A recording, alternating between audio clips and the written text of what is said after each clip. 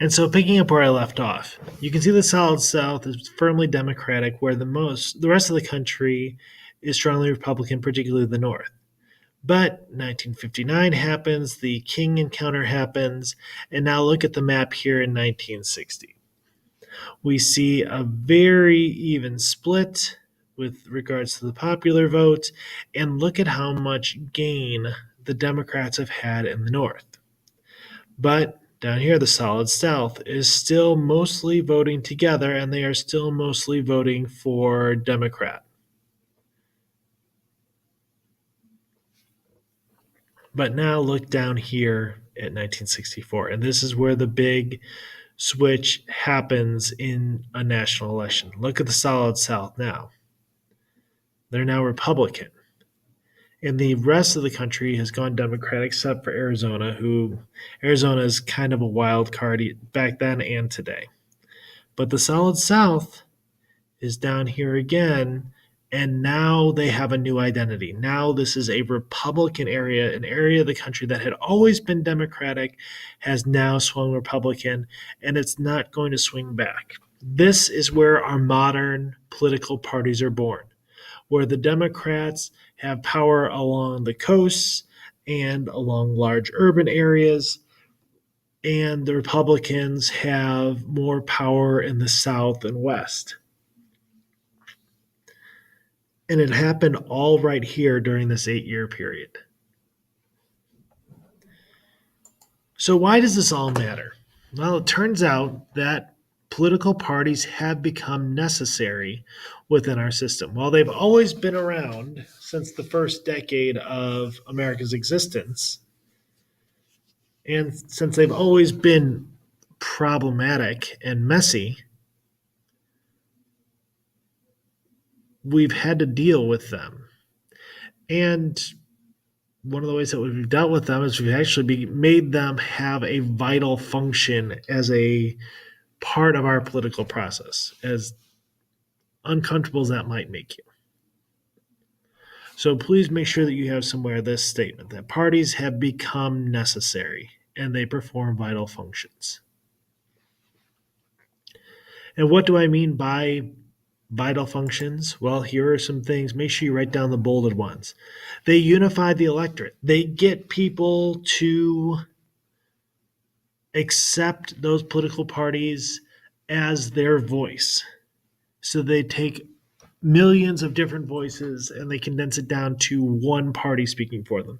They inspire and inform voters. They get people to come out and engage in the political process, and they give them information. Now, you could argue that a lot of this information is going to be biased because, of course, it is, but they still do inform their voters.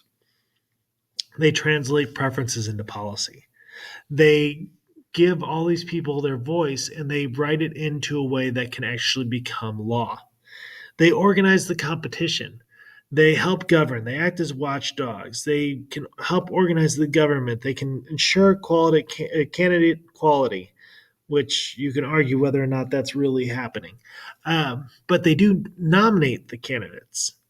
Political parties determine who the candidates are for national elections. But perhaps the most important thing that they do is right here. They provide loyal opposition. And this is something that I would say that our government, our political parties have not been doing a good job of. When we're talking about loyal opposition, one of the things that you have to understand about political parties is that whether you're a Republican, a Democrat, Independent, Green, Constitution, Libertarian, etc., all the American political parties fundamentally agree on one thing.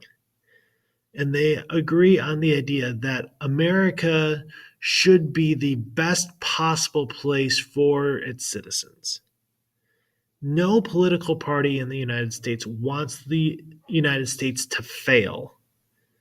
No political party is engaged in treason against the United States. And in fact, one of the things that a political party is supposed to do is to provide opposition, be the people who are speaking out against what the other party is saying. But these parties are supposed to do that in a way that is constructive, not destructive. That you shouldn't have political parties calling other political parties' loyalty to the United States into question. That is not the job of a political party. And in fact, it's a dangerous thing for a political party to do. Both of the candidates during the last election, both political parties during the last election, failed in this regard. Instead of talking about the issues or even talking about the personalities, they went and questioned the loyalty of each other to the United States and questioned how each political party was going to benefit the United States, and that's not their job. And it's the wrong thing for them to do. Neither political party is committing treason. Neither political party is working against what they believe to be the best interests of the people of the United States. And so it's important that political parties provide loyal opposition. Keyword loyal.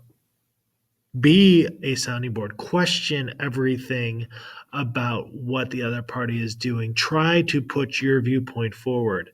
But at the end of the day, don't obstruct the function of the government.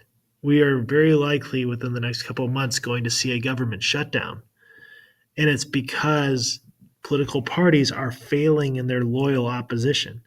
At a certain point, the government has to continue functioning to make sure that people don't die. It's very difficult to find a lot to say positive about either political party right now because both of them are failing on this very important function. But I digress.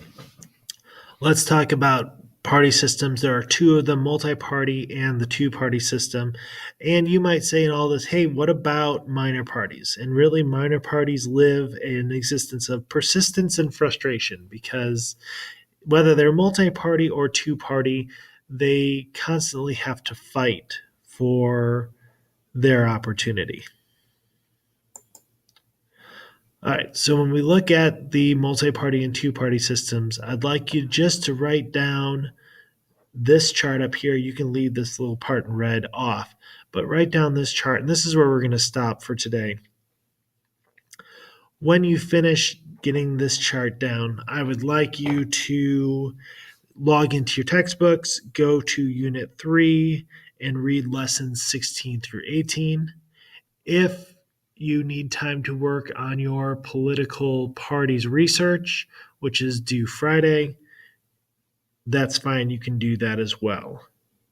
But I expect you to be working on something for the rest of the hour. Have a great day. I'll see you on Friday, and we'll continue our discussions on political issues.